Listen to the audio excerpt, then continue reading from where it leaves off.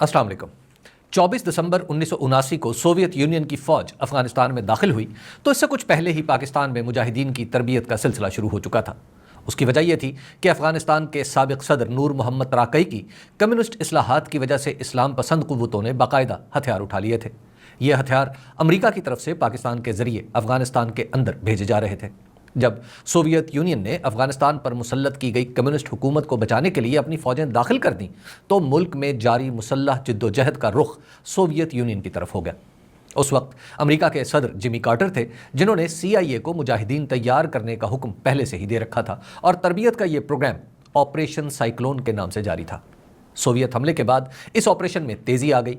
इसका अंदाज़ा यूँ लगाइए कि इसके लिए 1979 के वस्त में अमरीकी सदर जिमी कार्टर ने $6,95,000 की पहली रकम जारी की। अगले साल ये $2 करोड़ से तजावुज़ कर गई और 1987 तक $63 करोड़ सालाना तक पहुँच गई। पाकिस्तान अफ़गानिस्तान में सोवियत यूनियन की फ़ौजी मौजूदगी को अपने लिए ख़तरा समझ रहा था, इसलिए पहली बार अफ़गानिस्तान से मुतल्लिक़ फ़ैसले कौमी सलामती और दिफा के हवाले से होने लगे। चूँकि ये मामला पाकिस्तान की हुदूद से बाहर था, इसलिए ISI को अफ़गानिस्तान के अंदर ही पाकिस्तान के दिफा की ज़िम्मेदारी सौंपी गई। ये ज़िम्मेदारी निभाने के लिए ISI ने अफ़गान मुजाहिदीन से ताल्लुकात बनाना शुरू किए।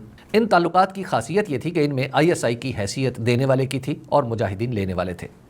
इसी वजह से अफ़गान मुजाहिदीन हमेशा ISI के दस्तनगर रहे।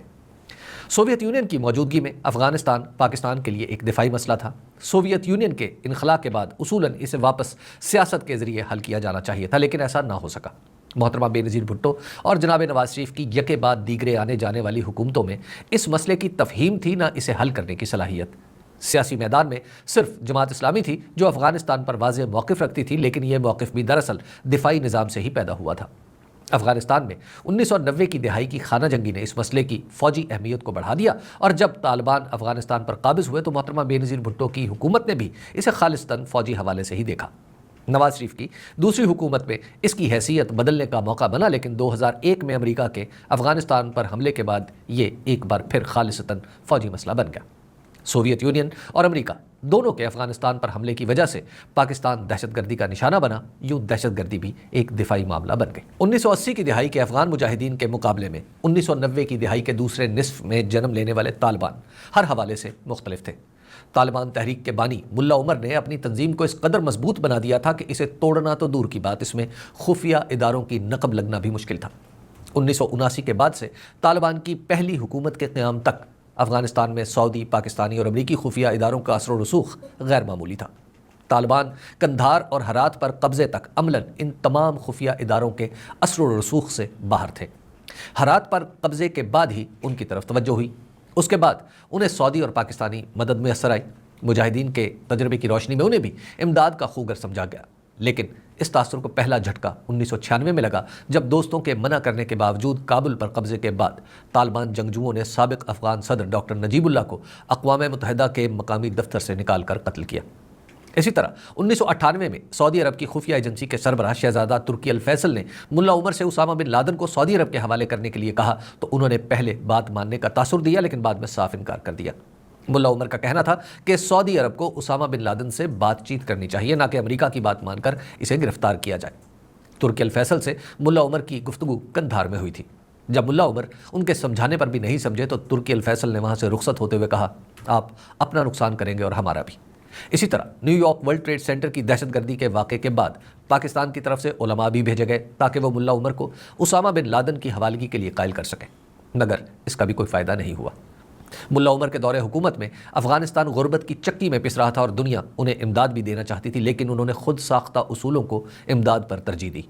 अफ़गान तालिबान अपने गलत फ़ैसलों पर भी हैरत अंगेज़ हद तक जम जाने की सलाहियत रखते थे और हैं। इसकी एक मिसाल ये है कि जब अमेरिका ने अफ़गानिस्तान पर बाकायदा हमला कर दिया और हामिद करज़ई अफ़गानिस्तान के सदर बन गए तो उन्होंने सऊदी अरब से दरख्वास्त की कि वो तालिबान और हुकूमत के दरमियान मसालहत के लिए किरदार अदा करें। सऊदी अरब ने अफ़गान तालिबान के एक वफ़द को रियाज़ मद्दू किया। उनकी मुलाकात सऊदी वली अहद शहज़ादा अब्दुल्ला बिन अब्दुल अज़ीज़ से हुई। वली अहद ने एक सवाल पूछा, क्या आप लोग अल-कायदा से क़तई ताल्लुक़ करेंगे? तालिबान वफ़द ने इसका जवाब नफ़ी में दिया। इसके बाद सऊदी अरब ने उनसे तमाम राब्ते मुनक़ता कर दिए। अफ़गान तालिबान 1997 से बराह रास्त अमेरिका से बात करने की कोशिश कर रहे थे। उन्होंने हर मुमकिन कोशिश की कि सऊदी अरब या पाकिस्तान के बग़ैर अमेरिका उनके साथ ताल्लुकात उस्तवार करें। امریکہ سے بات کرنے کی یہ خواہش اتنی شدید تھی کہ 20 اگست 1998 کو امریکہ نے اسامہ بن لادن کے ٹھکانوں پر میزائل داغے تو اس کے 2 دن بعد ملا عمر نے خود امریکی دفتر خارجہ فون کیا۔ انہوں نے امریکی اہلکار کو کہا کہ صدر بل کلنٹن کو مسلم ممالک میں امریکہ کی مقبولیت برقرار رکھنے کے لیے استعفیٰ دے دینا چاہیے۔ اس کے علاوہ انہوں نے اسامہ بن لادن کے خلاف دہشت گردی میں ملوث ہونے کے ثبوت مانگے جو انہیں اگلے دن ہی بھیج دیے گئے۔ انہوں نے یہ بھی کہا کہ امریکہ نے افغانستان پر میزائل حملہ کر کے اسامہ بن لادن کے امریکہ مخالف بیانیے کو تقویت دی ہے۔ ملا عمر کی اس فون کال سے پہلے بھی مختلف طالبان رہنما امریکی سفارتکاروں کو یہ تاثر دے رہے تھے کہ ان کی حکومت کو تسلیم نہ کر کے امریکہ بڑی غلطی کر رہا ہے۔ دراصل اسی وقت افغان طالبان اپنی دانست میں اسامہ بن لادن کے مسئلے کو اپنی حکومت تسلیم کرانے کے لیے استعمال کر رہے تھے، لیکن 1996 سے لے کر 2001 تک کوئی موقع ایسا نہیں آیا جب امریکہ نے ان کی حکومت تسلیم کرنے کی پیشکش کی ہو۔ افغان طالبان کی پہلی حکومت کو پاکستان، سعودی عرب اور متحدہ عرب امارات نے باقاعدہ تسلیم کیا تھا۔ طالبان نے امریکہ سے براہ راست بات کرنے کے لیے ان تینوں ملکوں کو اعتماد میں لیے بغیر ہی آگے بڑھنے کی کوشش جاری رکھی۔ افغان طالبان کے لیے معاملہ اتنا اہم ہے کہ آخر کار انہوں نے امریکہ سے طویل جنگ کے بعد جو حاصل کیا وہ یہی تھا کہ دوحہ معاہدے میں امریکہ اور طالبان نمائندوں کے علاوہ کسی کے دستخط نہیں ہیں۔ ملا عمر نے امریکہ سے براہ راست بات کرنے کی جو پالیسی طے کی تھی، طالبان آج بھی اسی پر کاربند دکھائی دیتے ہیں۔ پاکستان میں دہشت گردی 1979 کے بعد ہر افغان حکومت کا بنیادی ہتھیار رہی ہے۔ اگر کوئی افغان حکومت براہ راست دہشت گردی میں ملوث نہیں بھی رہی تو پاکستان میں دہشت گردی کرنے والے اس کے مہمان ضرور رہے ہیں۔ افغان طالبان کے پہلے دور حکومت اور اب دوسرے دور حکومت میں بھی پاکستان میں دہشت گردی کے واقعات میں ملوث افراد یا گروہ افغانستان میں پناہ لیتے ہیں۔ یہاں سوال یہ پیدا ہوتا ہے کہ آخر ان دہشت گرد گروہوں کے ذریعے افغانستان کی کوئی بھی حکومت یا بالخصوص طالبان کیا حاصل کرنا چاہتے ہیں؟ افغانستان کا اصل مسئلہ یہ ہے کہ اس کا وجود عالمی طاقتوں کے درمیان ایک ہائیلی ریاست یعنی بفر سٹیٹ کے طور پر تسلیم کیا جاتا تھا۔ افغانستان کا اصل مسئلہ یہ ہے کہ اس کا وجود عالمی طاقتوں کے درمیان ایک ہائیلی ریاست یعنی بفر سٹیٹ کے طور پر تسلیم کیا جاتا تھا۔ خاص طور پر سوویت یونین اور برطانیہ کے درمیان اس نے طویل عرصے تک میدان جنگ کا کردار ادا کیا۔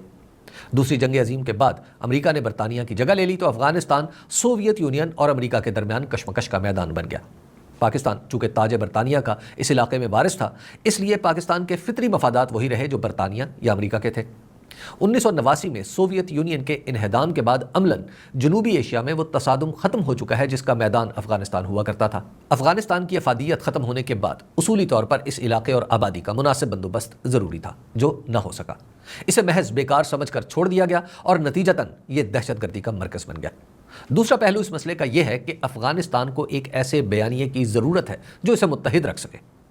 پاکستان کے ساتھ شکوے شکایتیں ہی وہ بیانیہ مہیا کرتے ہیں اور یوں افغان حکومتیں اپنے شہریوں کو وطن کی ضرورت کا احساس دلانے میں کامیاب ہو جاتی ہیں۔ پاکستان افغانستان کے 6 ہمسایوں میں واحد ہے جس کی 2500 کلومیٹر طویل سرحد اور بڑی پشتون آبادی اس کے غیر معمولی اثر و نفوذ کا باعث ہے۔ پاکستان ہی وہ ملک ہے جہاں افغان شہری بڑی تعداد میں مقیم رہے ہیں اور ان کی معیشت بھی پاکستان سے وابستہ ہے۔ اسی وجہ سے پاکستان ہی واحد ملک ہے جو افغانستان کے ساتھ کوئی دستوری یا قانونی تعلق قائم کرنے کے قابل ہے۔ یہی خوف ہر افغان حکومت کو ہر وقت لاحق رہتا ہے اور وہ پاکستان کے خلاف ناراضن ہو جاتی ہے۔ افغانستان میں افغان طالبان کی حکومت ہو یا کسی کی، وہ اندرونی سیاست کے ہاتھوں مجبور ہو کر آخر کار پاکستان کے ساتھ الجھ پڑتا ہے۔ اس مسئلے کا حل جنگ یا تناؤ نہیں بلکہ افغانستان کے ساتھ ایسا دستوری یا قانونی تعلق ہے جو افغانستان کو اپنی ذمہ داریاں پوری کرنے اور خطے کے لیے مفید ملک بننے پر مجبور کرے۔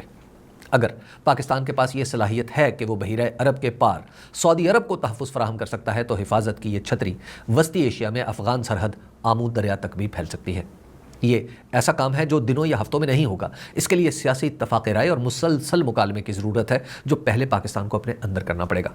جہاں تک دہشت گردوں کو روکنے کا معاملہ ہے تو ان کے خلاف آپریشن کرنے میں پاکستان کی مہارت کے سامنے افغانستان کچھ نہیں کر سکتا۔